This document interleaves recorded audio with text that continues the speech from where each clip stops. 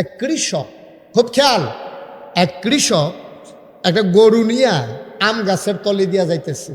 কি গাছ? কথা কথা, কি গাছ? ভাই আপনি তো সাংঘাতিক বিরোধ, আমার তো মাহফিল করতে দেবেন না। আপনি নিজে দুইটা ধরে রাখছেন, আরেক বেটারে বেড়াইয়া ধরতে আছে। আপনার লাইভ করা লাগবে না ভাই, সরি, এক্সট্রিমলি সরি, আপনি এটা বন্ধ করেন। লাগবে না, আমার ওয়াজ লাইভ লাগতো না। আমার মানুষের যে দূর সিনে দূরে সারবো, এটাই লইতাম পারি না।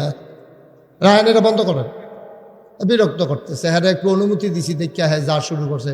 আরেকবার জনলের কান্দ যাতা দিয়ে যাবে, লম্বা ছিল না জনলে, যাতা দিয়ে বাচ্চা বানাইলেছেন একবারে বন্ধ। পিন পতন নিস্তব্ধতার মাঝে কথা হবে, বিরক্ত করা যাবে না। একটা মাহফিল সাজানো কত কষ্টকর, যারা সাজায় তারা বুঝে। আমরা এক দুইজনের জন্য তো মাহফিলটা নষ্ট করে দিতে পারবো না। খুব মনোযোগের সাথে শুনবেন। এখন একটা সেকেন্ড সময়ের মূল্য অনেক দাম বেশি, ঠিক কিনা কম? তো যেই কথাটা বলতেছিলাম, এখন আপনি কৃষক, কথা মনে আছে? কৃষক আপনার আম গাছের তলে দিয়া গরু নিয়ে যাইতেছে। কি নিয়া? কথা কইন সবাই, কি লইয়া? আপনি আমার দিকে ঘুরে বসেন, শুধু এদিকে তাকাই থাকবেন, অন্যদিকে আর চাওয়ার দরকার নেই। কি লইয়া যাইতে আছে?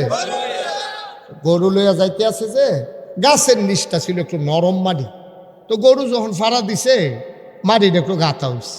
তো গরু এখানে দাঁড়াইয়া পেশাব করছে, চেনাইছে। তো এই পেশাব পইড়া গর্তটা তো ভরে গেছে গরুর ফাওড়া। এখন গরু আটটা গেছে। একটা পিঁপড়া এই আম গাছের গোড়া দিয়া বাইতে বাইতে বাইতে বাইতে ওখানে আঘাত গেছে। আঘাত গিয়ে সেটা একটা ওলদা ফাতার উপরে পিঁপড়াটা গিয়ে বইছে। এমন সময় উত্তরের একটা মৃদুমন্দ হিমেল হাওয়া উত্তইরা বাতাস আইছে করে ফাতাটা আস্তে করে ফুড়ে গেছে। ফোরছে কখনো ওই ফেসাদ বাড়বে। কথা কি খেয়াল করছে? ওই যে গরু ফাড়া দিয়ে যে গাঁথা হয়েছে, গাঁথার ভিতরে যে সেনা পড়ছে, সেইটার উপরে ফাতাটা পড়ছে। ফাতার উপরে কি আছে? কথা কয় না, কি আছে? পিঁপড়া। এখন পিঁপড়াটা গার আলগি দিয়া যেদিকে চায় দেখে পানি আর পানি।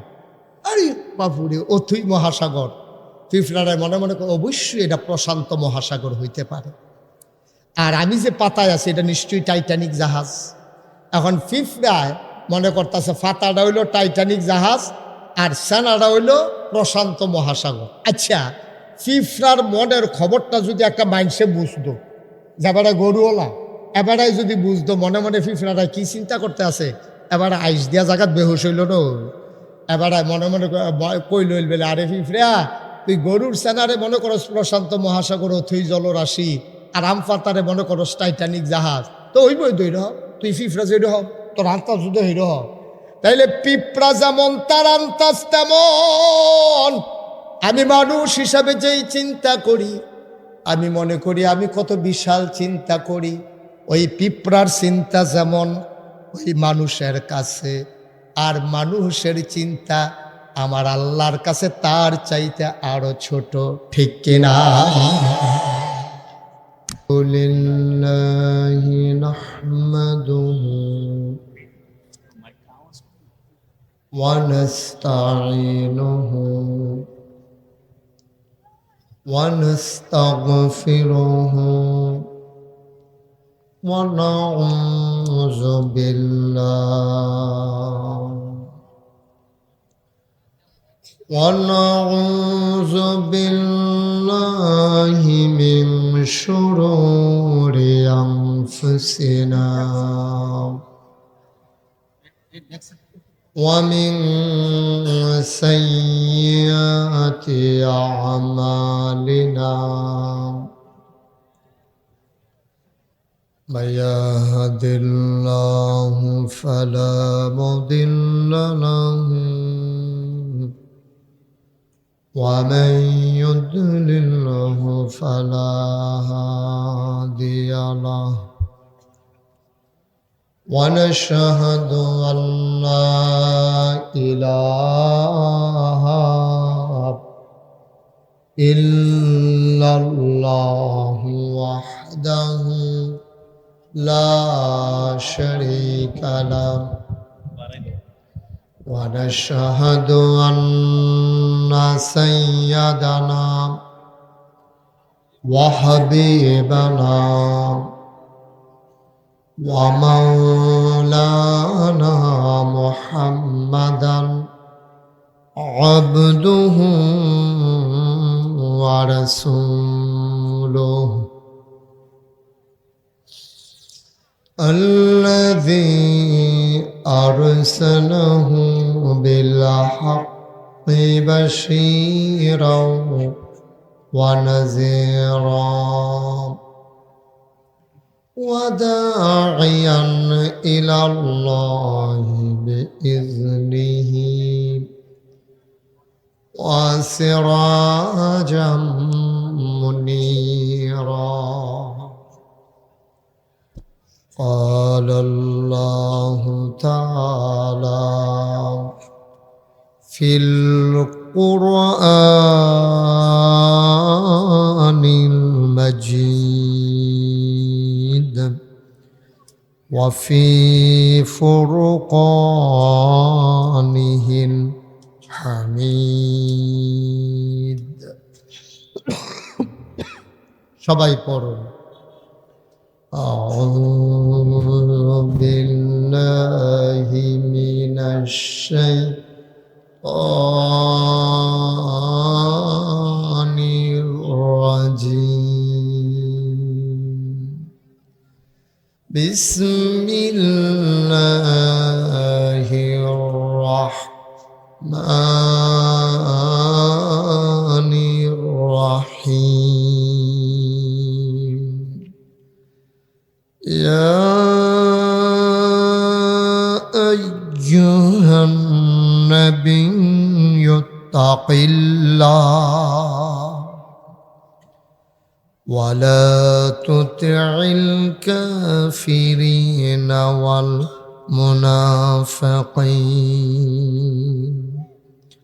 إن الله كان عليما حكيما واتبع ما يوحى إليك من ربك إن الله كان بما تعملون خبيرا وتوكل على الله وكفى بالله وكيلا إن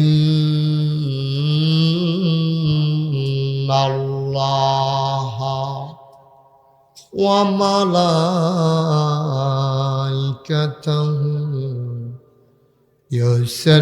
يصلون على النبي يا أيها الذين آمنوا صلوا عليه وسلموا تسليما اللهم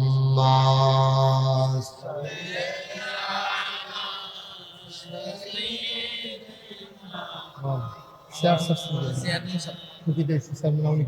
দাম বেশি নাকি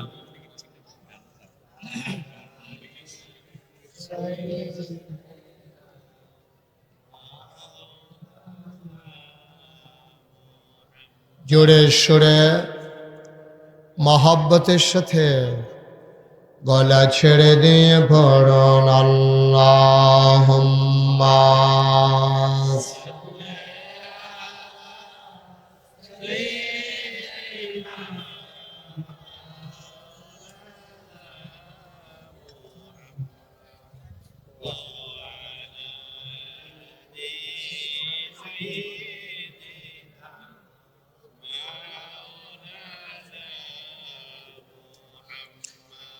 और লাগিয়া কান্দরে মন কে আছে তোরা পোনা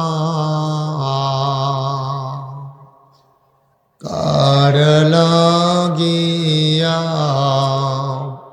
কান্দরে মন কাছে তোরা আপনা, যিনি তোমার আপন হবেন, যিনি তোমার আপন হবেন, তিনি সোনার মদিনায়। আল্লাহুম্মা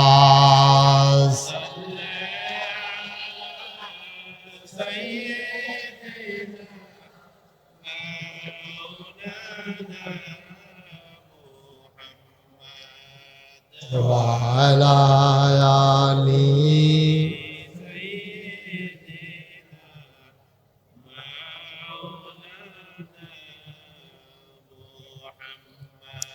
وعلى آل سيدنا مولانا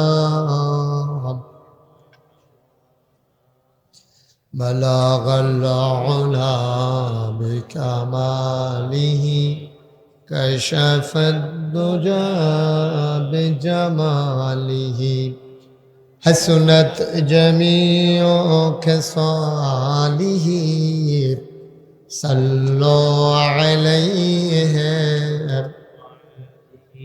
قدرت کی تماشا ہے مدینہ کی گلی میں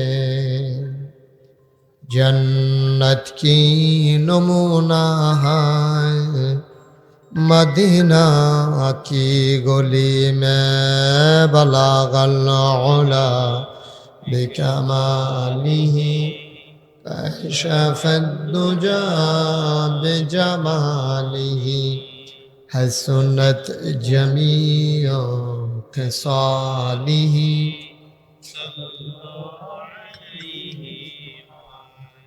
لا الہ الا اللہ لا الہ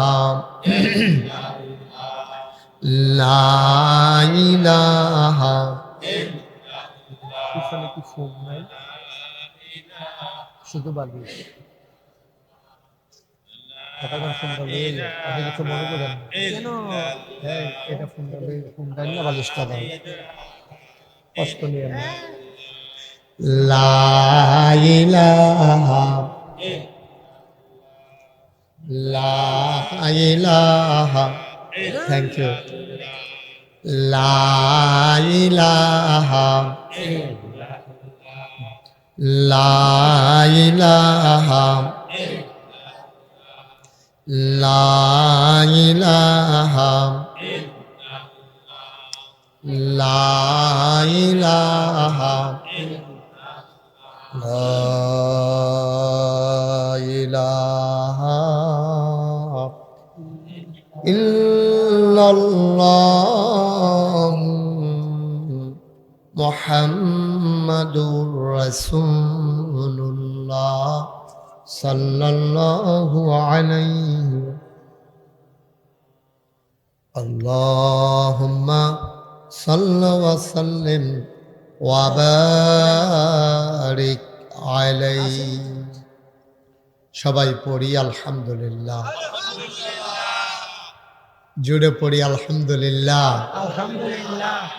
আল্লাহ তাবারক ওয়া তাআলার দরবারে আমরা লাখ কোটি শুকরিয়া জ্ঞাপন করছি, জেনে আমাদেরকে ঐতিহ্যবাহী ঐতিহ্য ধন্য মনোহরপুর উত্তরপাড়া বাইতুল ফালাহ জামে মসজিদ পরিচালনা পর্ষদের উদ্যোগে মনোহরপুর উত্তরপাড়া খেলার মাঠে 2 দিনব্যাপী 66তম তাফসীরুল কোরআন মাহফিল উপলক্ষে আজ 21 নভেম্বর রোজ বৃহস্পতিবার বরকতময় দিন শেষে অন্ধকারের চাদর যখন পৃথিবী ঢেকে দিয়েছে, জানান দিয়েছে রাত হয়ে গেছে, শীতের প্রকোপ শুরু হতে চলেছে, একেবারে প্রচণ্ড শীত এখনো পড়েনি, যিনি আমাদেরকে এই হিমেল হাওয়ায়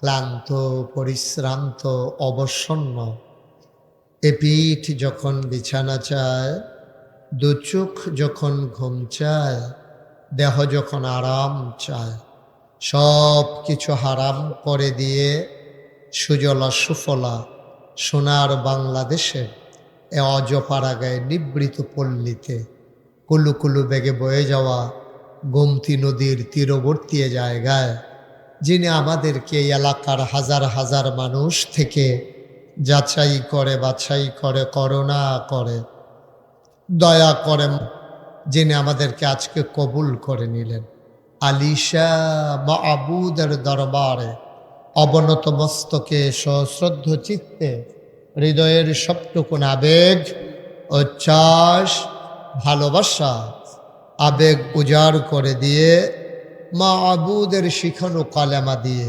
চিৎকার করে সবাই পড়ি আলহামদুলিল্লাহ।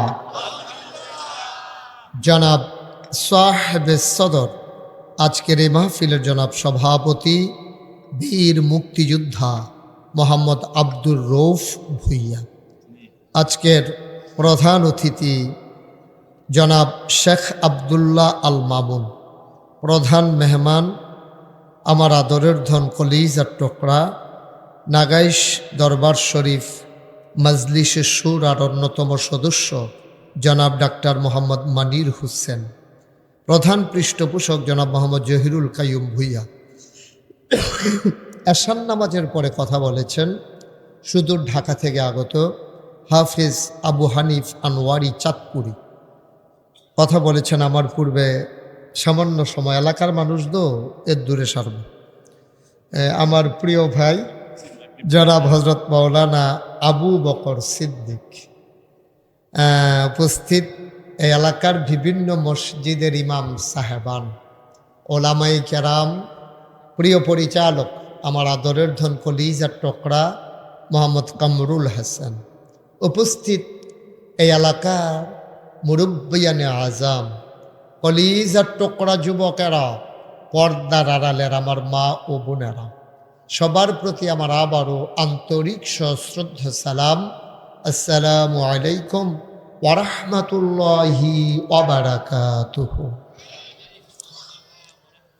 এই মাটিও মানুষের সাথে আমার অনেক স্মৃতি জড়িত। এই এলাকায় আমি অসংখ্য মাহফিল করেছি, অলুয়া, তারপরে এই মনোরপুর, উত্তরপাড়া, দক্ষিণপাড়া, তারপরে জিরুন, রামনগর, এই এলাকায় মোটামুটি কংসনগর, ফারুয়ারা, তারপরে গিয়া পশ্চিম সিং, হৃদর কইয়া লাভে নাই, মোটামুটি এমন কোনো গ্রাম নাই যেই গ্রামে আমি মাহফিল করি নাই। স্বাভাবিকভাবে আপনাদের সাথে আমার দীর্ঘদিনের একটা সম্পর্ক, আর আমি জনপদেরই মানুষ। আমার বাড়ি যেহেতু ব্রাহ্মণপাড়া উপজেলায়, আপনারাও ব্রাহ্মণপাড়ার সন্তান, সেই সুবাদে আমরা একই এলাকার মানুষ। আল্লাহ তাবারক ওয়া তাআলা আমাদের সবাইকে কবুল করুক, সবাই পড়েন আমিন। বন্ধুগণ, মাশাআল্লাহ অনেক আলোচনা হয়েছে। আবু বকর সিদ্দিক ভাই মাগরিবের পরে একবার করেছেন, আবার সামান্য একটু সময় আপনাদেরকে বিরক্ত করেছেন। মাঝে আনোয়ারি সাহেব লম্বা সময় আলোচনা করেছেন, গতকালকেও আপনারা আলোচনা শুনেছেন। আমি লম্বা সময় আপনাদেরকে আটকে রাখবো না, আমি চেষ্টা করব মূল কিছু কথা বলার জন্যে।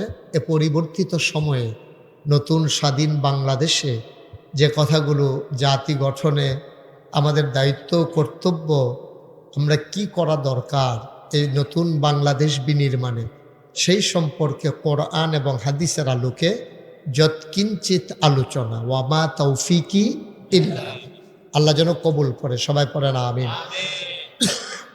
মনোহরপুরের মাহফিলের একটা বৈশিষ্ট্য হলো, যত বড় প্যান্ডেলই করুক, আমি যতবার এসেছি আমার জীবনে, যে আমি সব বছরই দেখেছি যে প্যান্ডেল যত বড় হোক, এটা মনে হয় যেন একটা ফাট্টাফাট্টি, যে তোমরা বড় করতে পারবা, আমরাও দেখবা ইয়া খেয়ে রইলাম, এরকম একটা বাবার কি। হ্যাঁ, এই জন্য এটা কোনো বছরে দেখলাম, এই বছর কি প্যান্ডেল আগের থেকে তো বড় হয়েছে মনে হয় না, অনেক বড়, অনেক বড়।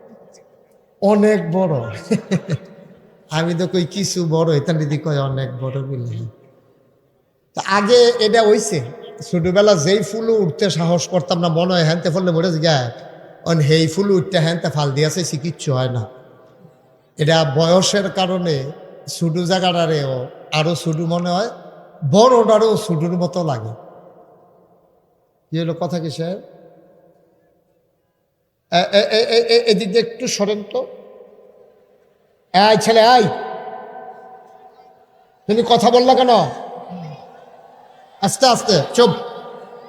তোমার কথা বলাটা সুন্দর হয় নাই, তুমি এইভাবে কথা বলাটা সুন্দর হয়েছে না, সেটা মাফিল। আমি তো দেখতেছি, আমি বলতেছি, তুমি যেমন কথা কইছ, তুমি ফলাফানির লোকে কাজিয়া লাগলে কি তা করো কি কনি খাওয়াই না খাইছ তা নাই, দুবনরে বইয়া যাও আবার কথা কয়। আমিন কর।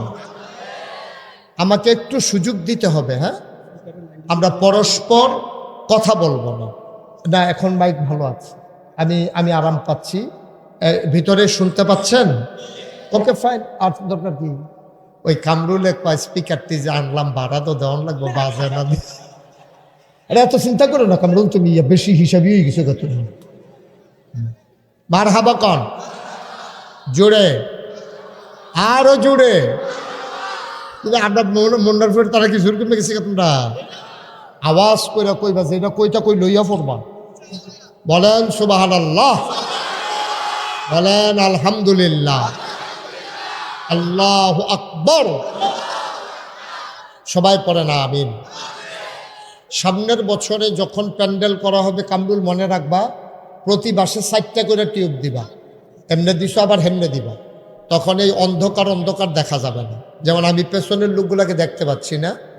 আপনারা দয়া করে কথা বললেন না, কেউ একটা শব্দও করবেন না। একবার আসলে বসো, হাসতে আওয়াজ করবেন না, সবসময় ভাল লাগে না, একটু পরিবেশ করে দিতে হবে, একটা শব্দ যেন না হয়। পড়েন সুবহানাল্লাহ, বলেন আলহামদুলিল্লাহ, বলেন আল্লাহু আকবার। শুকরিয়া আদায় করলাম কার? করব কার? করে যাব কার? লস না লাভ? কম না বেশি? প্রমাণ আছে নাকি নাই? আমার আল্লাহ রাব্বুল আলামিন কোরআনুল কারীমে কত সুন্দর করে ওয়াজ করে দিলেন। আল্লাহ বলেন, লা ইন শাকারতুম লা আযীদান্নাকুম। ও দুনিয়ার মানুষ, নিয়ামত পেয়ে যদি শুকরিয়া আদায় করবে, যেই নিয়ামত পেয়ে শুকরিয়া আদায় করবে, ওই শুকরিয়া আদায়ের কারণে আমার আল্লাহ ওই নিয়ামত বহুত গুণে বাড়িয়ে দেবেন। বলেন সুবহানাল্লাহ। খরগোশের মতো কান খাড়া করে, মাছের মতো নিষ্পলক নয়নে এদিক সেদিক না তাকিয়ে আমরা মনোযোগের সাথে কথা শুনবো ইনশাআল্লাহ। কারণ আমি যেহেতু এই এলাকার মানুষ, এই এলাকায় কি সমস্যা এটা আমি যত জানি, এই যে আমার আগে যে বক্তা আনোয়ার, উনি এত জানে না, কারণ আমি এরকম ফলনি চিকিৎসকের মতো। কারণ আমি এরকম এই এলাকার লোকাল বক্তা। আমার বাড়ি নাগাইশ, আপনারা বাড়ি মুন্নারপুর। কোনাচ্চা দৌড় দিলে বেশিক্ষণ লাগতো না, ঘুরে আইসি দেখিয়া না কেন কাছাকাছি। এখন আমরা সবাই মনোযোগের সাথে শুনবো। এবারে যা করতে আছে, এবারে কি ওয়াজ শুনতে আছে আপনার মনে হয়? এটা কি ওয়াজ শুনানোর লক্ষ্য? মোবাইলটা বন্ধ করেন, সবার মোবাইল বন্ধ। যারা হাতে ধরে রাখছেন সবগুলা মোবাইল 3বার কর লাগবো এটা। হ্যাঁ, সবার মোবাইল বন্ধ। ইউটিউবে হাজার হাজার ওয়াজ আছে, কথা বুঝেন নাই আপনি? বন্ধ করেন। হ্যাঁ, লাইভ তো পত্রিকাত লাইভ কি এতখানা দেখাইব পত্রিকা? ও সাংবাদিক, আচ্ছা তো লইলেন না, খালি আমার দিকে ধরে রাখবেন, ঘুরাবেন না। আপনি তো পুরাটা মাহফিল, আমি তো কই কি তারে আমার মাথা ঘুরাই গেলে পরে না দিয়ে এবারে ঘুরে আমিও ঘুরি। সবার মোবাইল বন্ধ করো। বাবা কথা শুনতে হবে তো, আমি তো তোমরা শত্রু না তো। তোমার লাভে তো কইতে আসি হ্যাঁ বেড়ায় আইসে পত্রিকা দিতে এবারে কোনো ওয়াজ হুন তো আইসে না, এবারে পত্রিকা দিতেই আইসে, এবারে কোনো ওয়াজ হলো হইতো না, কারণ এবারে একবার চাইলে আমার ফাইল 50 বার সাউন্ড লাগবো, মোবাইলের ফাইল উডেনি ভিতরে আসেনি না কোনার চেয়ে গেছে গা, এইটা করতে করতে এবারে কারো ওয়াজ শুনতে পারবো নি, তো এবারে না শুনতে চাইলে আমরা জোর করে হনাম কিনে তোমরা বন্ধ করো, তোমরা যারা সাধারণ শ্রোতা সবাই বন্ধ করো। উনি পত্রিকার জন্য ইয়ে করতেছে, তো আপনি শুরুটা দিয়ে বন্ধ করে দিয়ে, শুরুটা দিয়ে বন্ধ করে দিয়ে, আপনারটা আমাকে ডিস্টার্ব ফিল করছি আমি, আমার কাছে ভাল লাগতেছে না এটা। আমি যখনই নজর দিই দেখি একটা মোবাইল দেখা যায়, আপনার দেখা যায় না, আর এমন তো না যে আপনার চেহারাও সুন্দর, শুধু সুন্দরই। সবাই কন আমিন। জি, আপনাকে বন্ধ করে দিতে হবে, একটা পর্যায়ে বন্ধ করে দিতে হবে, এটা রাখা যাবে না। বন্ধুগণ, আমরা এখন কোরআনের ভিতরে ঢুকবো। ছেলে, আমরা এখন কোরআনে ঢুকবো। ঢোকার আগে মারদুদ শয়তান থেকে ফানাহ চাই, যিনি রহমান যিনি রাহিম, তার নামে চলো শুরু করি, সবাই পড়ি। আউযু বিল্লাহি মিনাশ শাইতানির রাজিম। বিসমিল্লাহির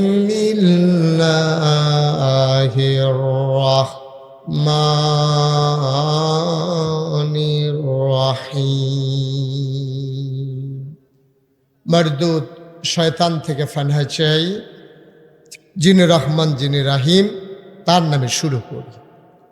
বন্ধুরা আমার, ভাইরা আমার, আমার আল্লাহ রাব্বুল আলামিন এই দুনিয়ার ভিতরে মানুষ করে বানানোর পরে কোন পথে গেলে মানুষ জান্নাত পাবে, কোন পথে চললে জাহান্নামে চলে যাওয়া লাগবে, এই সম্পর্কে মানুষের যত জ্ঞান, তার চাইতে কোটি কোটি তুলনাহীন জ্ঞান আমার আল্লাহর, ঠিক কিনা? মানুষ বানিয়েছেন কে? বন্ধ কর। কে বানিয়েছেন মানুষ? সহজ, একেবারে কঠিন ওয়াজের দরকার নেই। তাইলে মানুষ কেমনে চললে ভালো হবে, এটা কি মানুষ জানে না আল্লাহ জানে? আল্লাহ। সবাই কথা বলেন, ছেলে, এটা মানুষ কেমনে চললে ভালো হবে, কোন পথে চললে মানুষ জান্নাতে যাবে, কোন পথে চললে জাহান্নামে যাওয়া লাগবে, কোন পথে আলো, কোন পথে অন্ধকার, কোন পথে শিরক বিদআত, কোন পথে তাওহীদ রিসালাত, কোন পথে কুফর আর কোন পথে ইসলাম, এই বিষয়টা মানুষ জানে না। মানুষের জ্ঞান বড় কম, মানুষের জ্ঞান সীমাবদ্ধ। ওরা সামনে তাকাইলে পেছনে দেখে না, ডাইনে তাকালে বাম, ভাত খেয়েছি একজন মানুষও মনে করে বলার ক্ষমতা নাই, ঠিক কিনা? গত বৃহস্পতিবারে রাতের বেলা আমরা কি দিয়ে ভাত খেয়েছিলাম আমাদের কারো মনে নেই। সামনে চাইলে পেছনে দেখি না, ডাইনে তাকাইলে বামে দেখি না। আর আগামীকাল কি হবে এটা জানার তো ন্যূনতম কোনো সম্ভাবনাও। তাইলে বুঝে গেল মানুষের জ্ঞান কি বেশি না কম? সামান্য একটু জ্ঞান মানুষের, এই জ্ঞান নিয়ে মানুষ অহংকার করে, চা স্টলে বসলে চা স্টল গরম করে ফেলে। কথা শুনলে মনে হয় ওর চাইতে বুঝের মানুষ বোধহয় এই এলাকায় নাই।